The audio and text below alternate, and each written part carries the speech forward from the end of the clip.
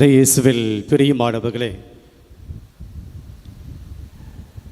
பாஸ்கா காலத்தினுடைய 7வது வாரம் ஆண்டவர் இயேசுனுடைய விண்ணேற்ற பெருவிழாவை கொண்டாடுகிற இந்த நாளில் நம்முடைய பங்கை சார்ந்த திரு வர்கீஸ் ஜார்ஜ் உடைய துணைவியார் லிசி லாவண்யா இவங்களுடைய குழந்தைக்கு என்று திருமுழுக்கு கொடுக்கக்கூடிய முதல் அருட்சாதனத்தை கொடுக்கக்கூடிய இந்த திருப்பலியில்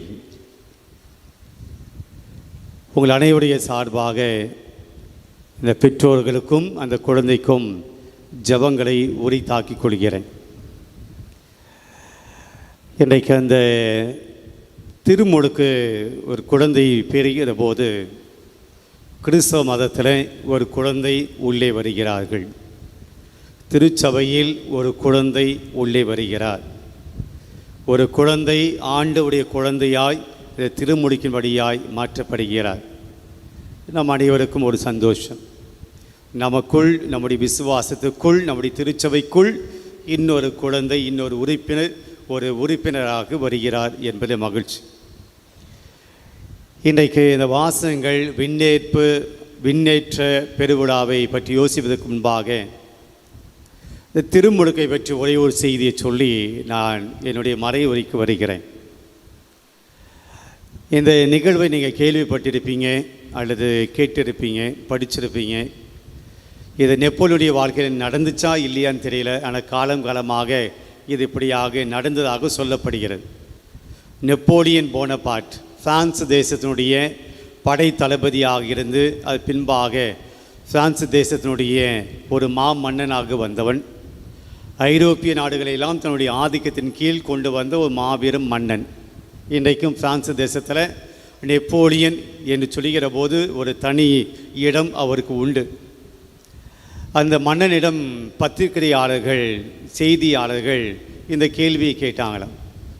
உங்கள் வாழ்க்கையில் அவர் மன்னனாக இருந்தபோது, மாமன்னனாக இருந்தபோது இந்த கேள்வி கேட்கப்படுதாங்க. உங்கள் வாழ்க்கையில் ரொம்பவும் மகிழ்ச்சியாக இருந்த நேரம் எது?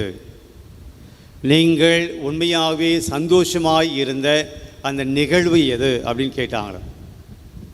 அப்போது நெப்போலியன் சொன்னது, நான் இந்த உலகத்தில் பிறந்த நாள் அல்ல, நான் இந்த உலகத்தில் கல்வியை கற்று ஒரு போர் வீரனாக வந்த நாளும் அல்ல, நான் இந்த உலகத்திலே ஒரு மன்னனாக, இந்த பிரான்ஸ் தேசத்தினுடைய அதிபதியாக மாமன்னனாக வந்த நாளும் அல்ல, பல்வேறு நாடுகளையெல்லாம் என்னுடைய ஆதிக்கத்தின் கீழ் கொண்டு வந்த அந்த நாட்களும் அல்ல. என் வாழ்க்கையில் நான் மிகவும் மகிழ்ச்சியாக இருந்த நாள், மறக்க முடியாத நாள், நான் திருமுழுக்கு பெற்ற நாள் என்று சொன்னார். இதைத்தான் ஆண்டவர் இயேசு கூட நிக்கதேமிடம் சொல்கிறார், நீங்கள் மறுபடியும் பிறக்க வேண்டும் என்று சொல்கிறார். நீங்கள் மறுபடியும் பிறக்க வேண்டும். நம்மை அறியாமலே, நமக்கு தெரியாமலே, நம்முடைய உழைப்பு இல்லாமலே, நம்முடைய அனுமதி இல்லாமல் நாம் இந்த உலகத்தில் பிறந்து விடுகிறோம். யாராவது நம்முடைய அனுமதி கேட்டு இந்த உலகத்தில் நம்ம பெற்றாங்களோ? அப்படிலாம் கிடையாது. நம்முடைய அனுமதி இல்லாமல் நாம் இந்த உலகத்துக்கு வந்துவிட்டோம். இது முதல் பிறப்பு. ஆனால் இயேசு சொல்கிறார், நீங்கள் மறுபடியும் பிறக்க வேண்டும். அதுதான் திருமுழுக்கு. நாம் இயேசுக்குள் பிறக்கிறோம். நாம் கத்தோலிக்க மகனாய் பிறக்கிறோம். இப்போ இந்த குழந்தை திருமுழுக்கு வாங்கலை. இதுவரையிலும் அந்த குழந்தை அந்த 2 பெற்றோர்களுக்கு ஒரு பிள்ளை, எவ்வளவுதான். ஆனால் கிறிஸ்தவ பிள்ளை கிடையாது. எப்போது திருமுழுக்கு பெறுகிறாரோ அப்போதுதான் அவர் கிறிஸ்தவ பிள்ளை, அந்த கிறிஸ்தவ மகள். அப்போது மறுபடியும் பிறப்பது என்பது ஆண்டவருக்குள் பிறப்பது, அதுதான் திருமுழுக்கு. அப்போ ஒவ்வொரு தடவையும் நம்முடைய குடும்பத்தில் இந்த திருமுழுக்கு நடைபெறுகிற போது நாம் புரிந்து கொள்ள வேண்டியது என்னவென்றால், இந்த உலகத்திலே நாம் பிறப்பது ஆண்டவருடைய கிருபை, அதைவிட மேலான கிருபை நாம் ஆண்டவருடைய பிள்ளையாக திருமுழுக்கில் நாம் இணைவது, அது மேலான கிருபை. ஆக இந்த குழந்தைக்கு நம்முடைய வாழ்த்துக்கள். இன்றைக்கி என்ன நடக்கும்னு சொல்லி இந்த குழந்தைக்கு தெரியாது. ஆனால் கத்தோலிக்க திருவை குழந்தையாக இருக்கிற போது திருமுழுக்கு கொடுக்கணும் அப்படி சொல்லுது. மற்ற சபைகள் எல்லாம் அப்படி கிடையாது. குழந்தையாக இருக்கிற போது திருமுழுக்கு கிடையாது, அடல்ட் பேப்டிசம். ஆனால் கத்தோலிக்க திருவையானது குழந்தையிலே திருமுழுக்கு கொடுக்கணும். அவங்க என்ன சொல்கிறாங்க, இந்த குழந்தையாக இருக்கிற போது நீங்கள் பண்ணுறது ஏதாவது தெரியுமா? குழந்தைக்கு ஞானஸ்தானம் வாங்கினது குழந்தைக்கு தெரியுமா? இந்த ஜபம் பண்ணது குழந்தைக்கு தெரியுமா? தைலம் தடவியது குழந்தைக்கு தெரியுமா? தெரியாது. உண்மைதான், அவங்க சொல்வது உண்மைதான். குழந்தைக்கு எதுவுமே தெரியாது. இந்த குழந்தைக்கு ஞானஸ்தானம் பெறுவது அந்த குழந்தைக்கு தெரியாது. அதனால தான் பல பேருக்கு நம்முடைய ஞானஸ்தானம் என்றைக்கு வாங்கணும்னு சொல்லி நமக்கு தெரியாது. நம்ம பிறந்த நாள் நமக்கு தெரியும், ஆனால் ஞானஸ்தானம் வாங்கின நாள் நிறைய பேருக்கு தெரியாது. அது தெரிஞ்சுக்கும் ஆசைப்படுறது கிடையாது. இப்போ கை தூக்க சொன்னால் எத்தனை பேர் தூக்குவீங்க? தெரியாது. ஞானஸ்தானம் தெரிந்த, ஞானஸ்தானம் என்றைக்கு நீங்கள் வாங்கினீங்க அந்த தேதி தெரியுமானா எத்தனை பேர் தூக்குவீங்க? தெரியாது. எல்லாம் பிறந்த நாள் தெரியும், எல்லாருக்கும் கல்யாண நாள் தெரியும், நம்புகிறேன் கல்யாண நாள் தெரியும் அப்படின்னு சொல்லி அதை கூட சில பேர் மறந்துடுவாங்க. அந்த கன்றாவி எதுக்கு ஞாபகத்தை வச்சுக்கிறது அப்படின்னு சொல்லி. ஆகிய இந்த திருமுழுக்கு நாள் நம்முடைய வாழ்க்கையில் மிக முக்கியமான ஒரு நாள். திருத்தந்தை பிரான்சிஸ் அவர்கள் முன்னாள் திருத்தந்தை அவங்க சொல்லுவாங்க, உங்களுடைய 2வது பர்த்டே இந்த திருமுழுக்கு நாள், 2வது பர்த்டே, நாம் இயேசுக்குள் பிறந்த நாள். பிரியமானவரே, எனவே நாம் குழந்தை ஞானஸ்தானம் என்பது கத்தோலிக்க திருவை ஏற்றுக்கொண்டே. ஏனென்றால் இன்றைக்கு இந்த குழந்தையை கேட்டு நீங்கள் பால் கொடுக்கலை, இந்த குழந்தையை கேட்டு அந்த பசி இருக்கா இல்லையா அப்படின்னு நீங்கள் தெரிஞ்சுக்கல. இந்த குழந்தைக்கு ஏதோ ஒரு அழுகிறது என்றால் இந்த குழந்தையை கேட்டு ஏன் அழுகிறாய் என்று குழந்தையை பார்த்து நீங்கள் கேட்கல. எல்லாமே நீங்கள் புரிந்து கொள்கிற. இந்த குழந்தைக்கு என்ன வேணும், எப்போ பால் ஊட்டணும், எப்போ அந்த தூங்க வைக்கணும், எப்போ அந்த ஓய்வு எடுக்கணும், என்ன அந்த குழந்தைக்கு என்ன பிரச்சனை, அழுகிற போது என்ன பிரச்சனை என்று எல்லாவற்றையும் தாயும் தந்தையும் அந்த குழந்தை கேட்பதற்கு முன்பாகவே நீங்கள் அறிந்து செய்கிறீர்கள். இந்த உடலுக்குண்டான அத்தனை காரியம் நீங்கள் அறிந்து செய்கிற போது ஆன்மாவுக்குண்டான காரியத்தை நீங்கள் அறிந்து செய்ய வேண்டும். எனவே குழந்தையினுடைய அனுமதி தேவையில்லை, பெற்றோர்கள் உங்களுடைய அனுமதி போதும். நீங்கள் உங்களுடைய ஆன்மீகத்தை குழந்தைக்கு ஊட்டணும். நீங்கள் புரிந்து வைத்திருக்கிற, நீங்கள் நம்புகிற அந்த கடவுளை சாப்பாடு ஊட்டுவது போல, பால் ஊட்டுவது போல, உறங்க வைப்பது போல அந்த குழந்தைக்கு ஆன்மீகத்தையும் குழந்தையில் இருந்து ஊட்ட வேண்டும் என்று கத்தோலிக்க திருவை எம்மை அழைக்கிறது.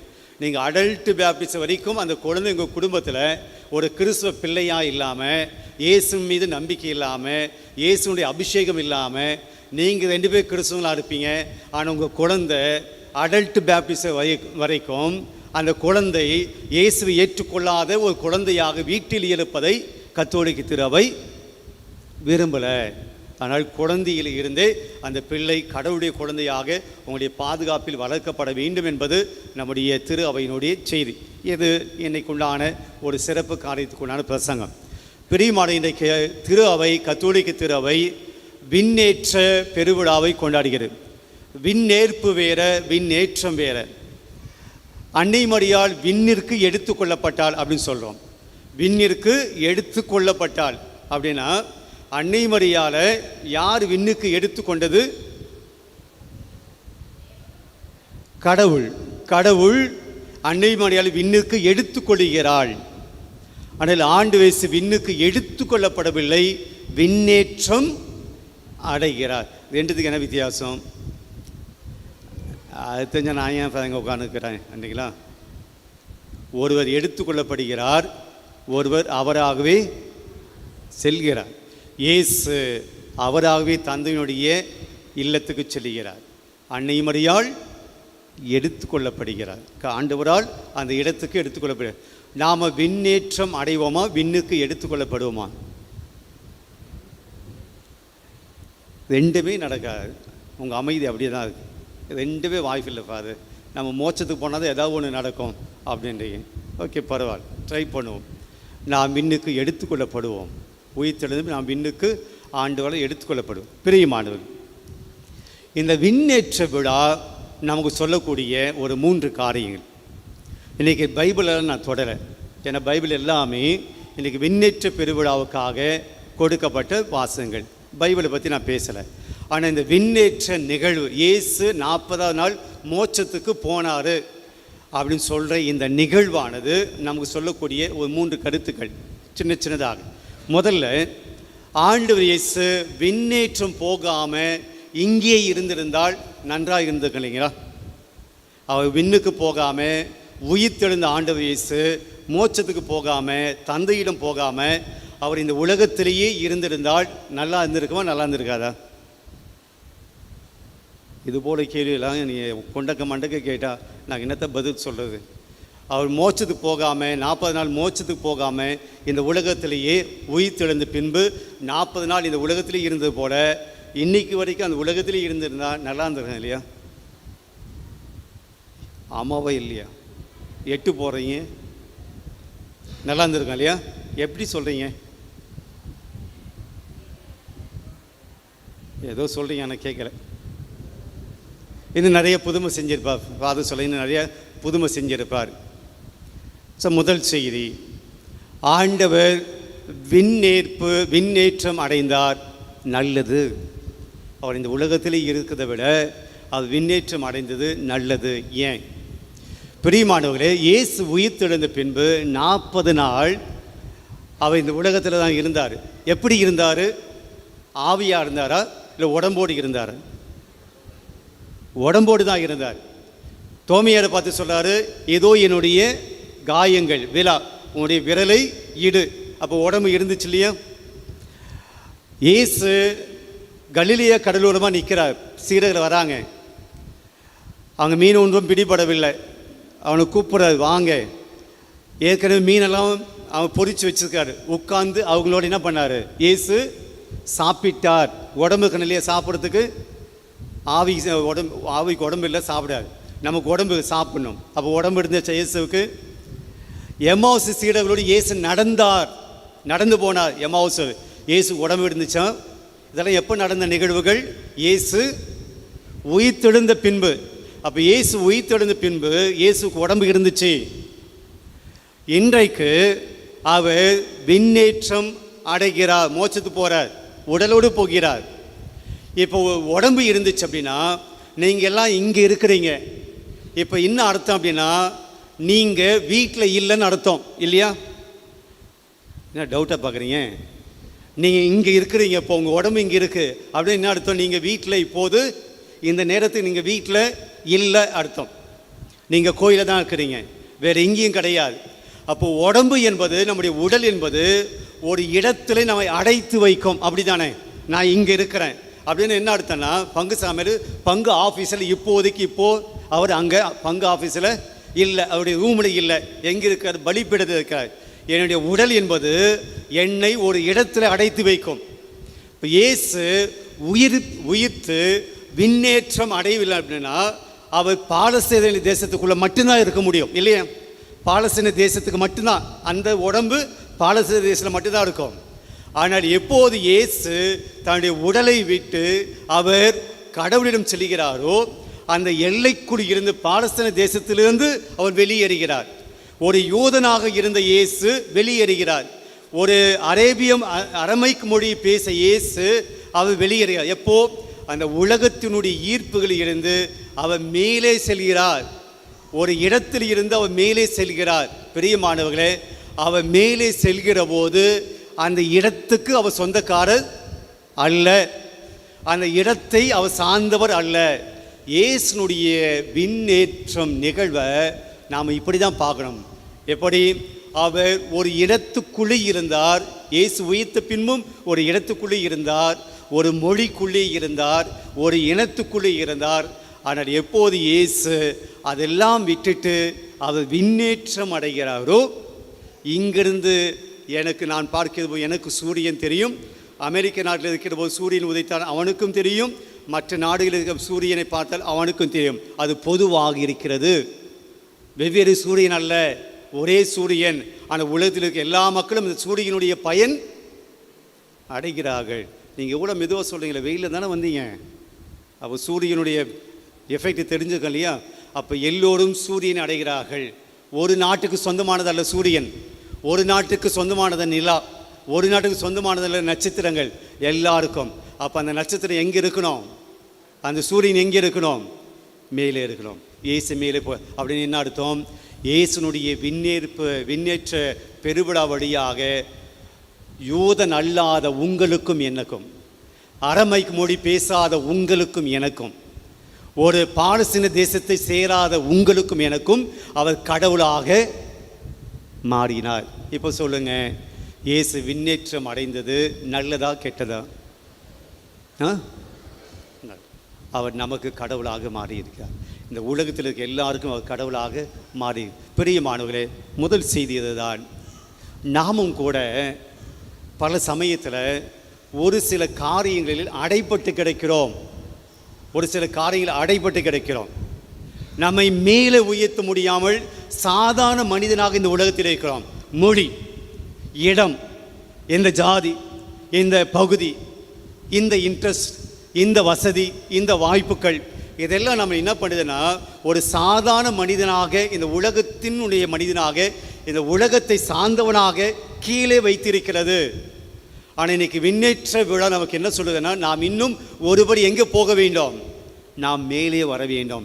சாதாரண மனிதனாக இருக்கக்கூடிய நாம் எல்லோருமே இன்னும் அசாதாரண மனிதர்களாக, உயர்ந்த மனிதர்களாக வர வேண்டும். நம்மை பார்க்கிறவர்கள் இவங்க அவங்க என்று பார்ப்பதை காட்டிலும் அதை விட மேலாக இவர் ஒரு மனிதர், இவர் ஒரு கிறிஸ்தவர், இவர் நல்லவர், உயர்ந்தவர், பண்பாளர் என்ற அந்த நிலைக்கு நாம் உயர வேண்டும். பிரியமானவர்களே, தான் முதல் செய்தி. நாம் இந்த உலகத்தினுடைய பல்வேறு அந்த காரியங்களில் ரொம்ப இறுக்கமாக பிடிச்சிக்கிட்டு அதுதான் நம்முடைய சொத்து, அதான் நம்முடைய பலம், நம்முடைய வலிமை அப்படின்னு சொல்லி பலவற்றை நாம் இறுக்கமாக பிடிச்சிக்கிட்டு இந்த பூமியிலே இருக்க நம்ம ஆசைப்படுறோம். அது எதுவாக இருக்கட்டும், மொழியாக இருக்கட்டும், இனமாக இருக்கட்டும், ஜாதியாக இருக்கட்டும், அதை பிடிச்சிக்கிட்டு அதில் தான் நமக்கு வைராக்கியமாக, அதுதான் நமக்கு மதிப்பு, அதுதான் நமக்கு மரியாதை, அதுதான் நமக்கு பலம். ஆனால் இயேசு அதெல்லாம் விட்டுட்டு என்ன பண்ணுறாரு? எல்லாருக்கும் பொதுவாக உயர்ந்தவராக, மேலானவராக போகிறார்.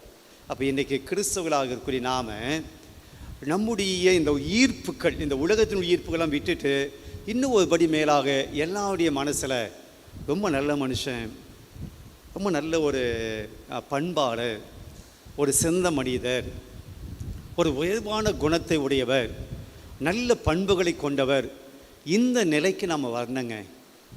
இதுதான் நம்முடைய விண்ணேற்றம், இதுதான் நம்ம மேலே வர அர்த்தம். ஆனால் நாம் என்ன, அதை வச்சுக்க நம்முடைய அடையாளங்களை வச்சுக்கிறோம்.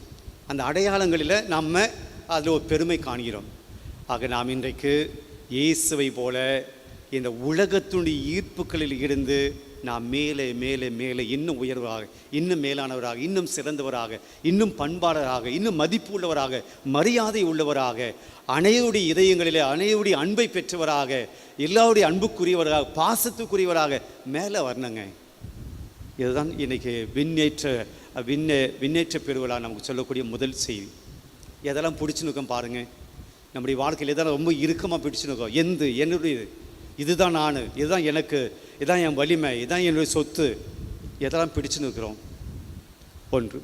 ரெண்டாவது, இயேசு இந்த விண்ணேற்றம் அடைந்த இயேசுனுடைய விண்ணேற்றம் நமக்கு சொல்லக்கூடிய ரெண்டாவது செய்தி என்னென்னா, இயேசு மேலே இருந்து தந்தையிடமிருந்து வந்தார்.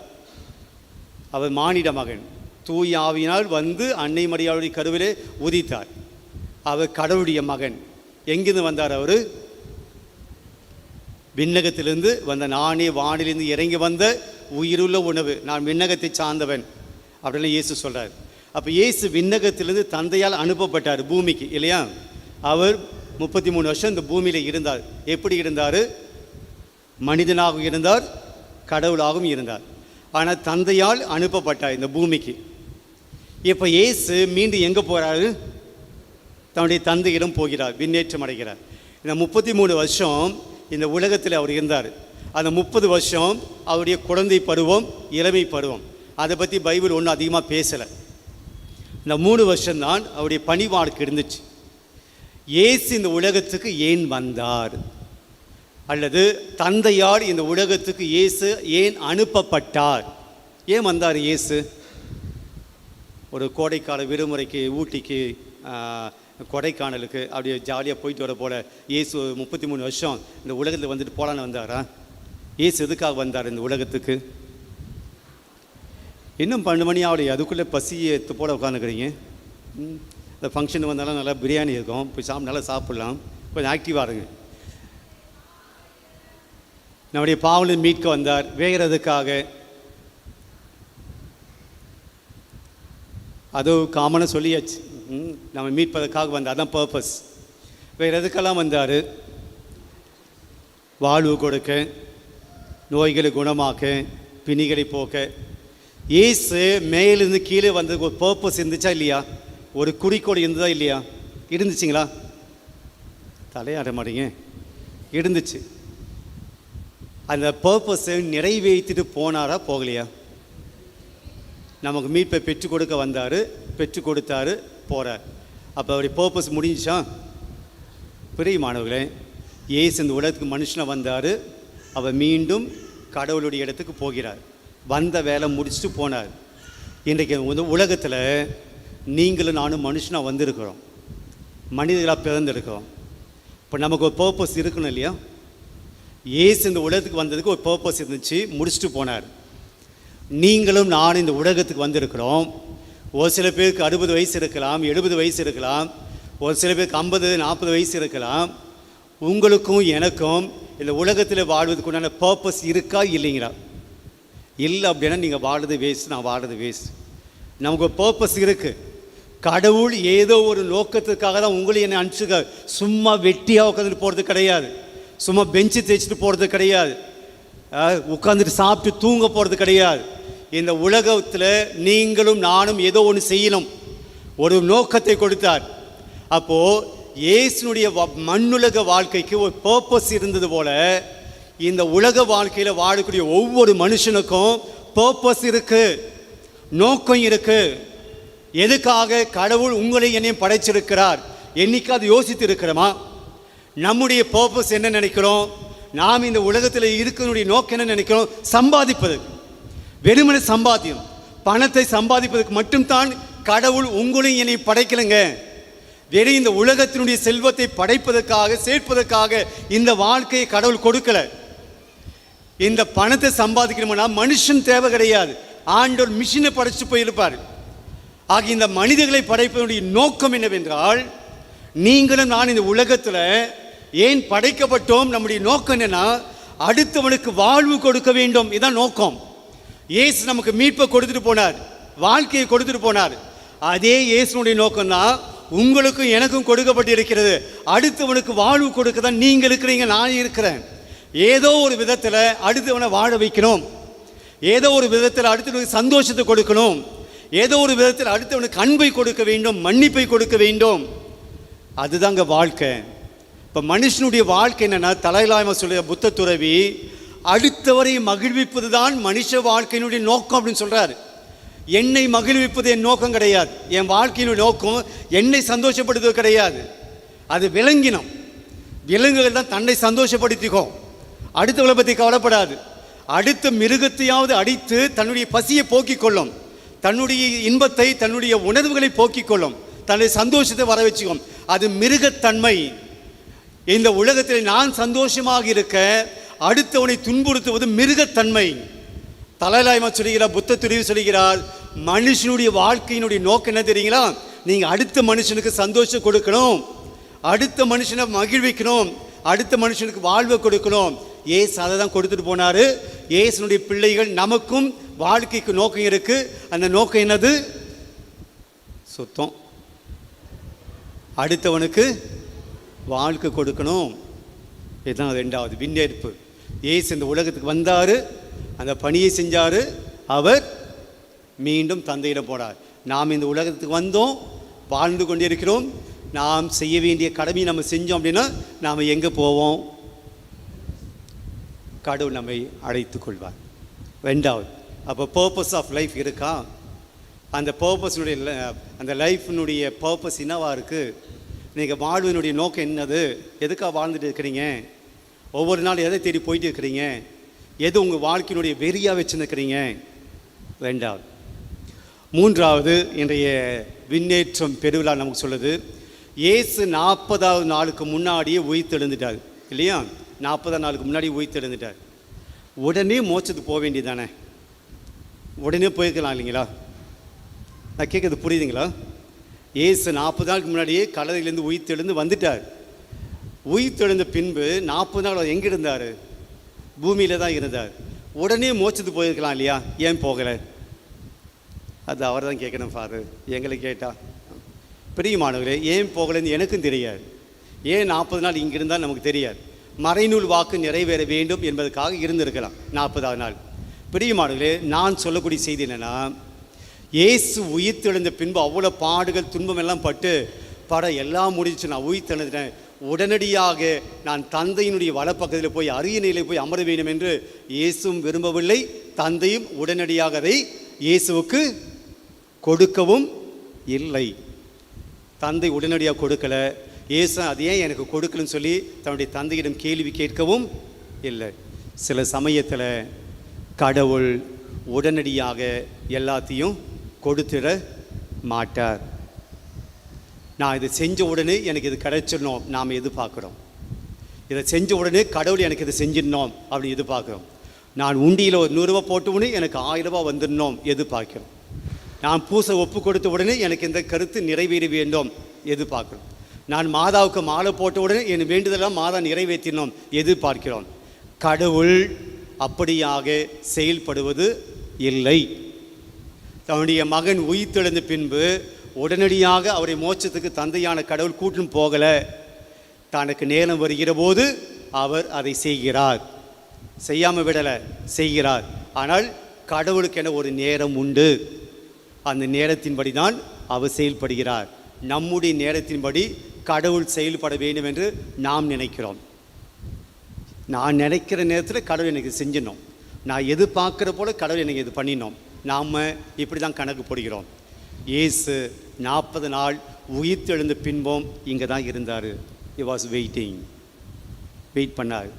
தந்தை தன்னை அழைக்கிற வரையிலும் அவர் வெயிட் பண்ணிட்டு இருந்தார். பிரியமானவர்களே, கடவுளுடைய காரியங்கள் தாமதமாக நடக்கலாம், ஆனால் நல்லவையாக நடக்கும். கடவுளுடைய காரியங்கள் உடனடியாக நடக்காமல் போகலாம், ஆனால் சத்தியமாக நடக்கும்.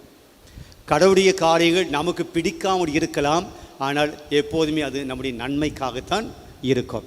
எனவே சில காரியங்கள் நம்முடைய வாழ்க்கையிலும் கூட 40 நாள் தள்ளி போகலாம், 4 வருஷம் தள்ளி போகலாம், 4 மாதங்கள் தள்ளி போகலாம், ஆனால் கடவுள் ஒரு நாள் நம்மை உயர்த்துவார்.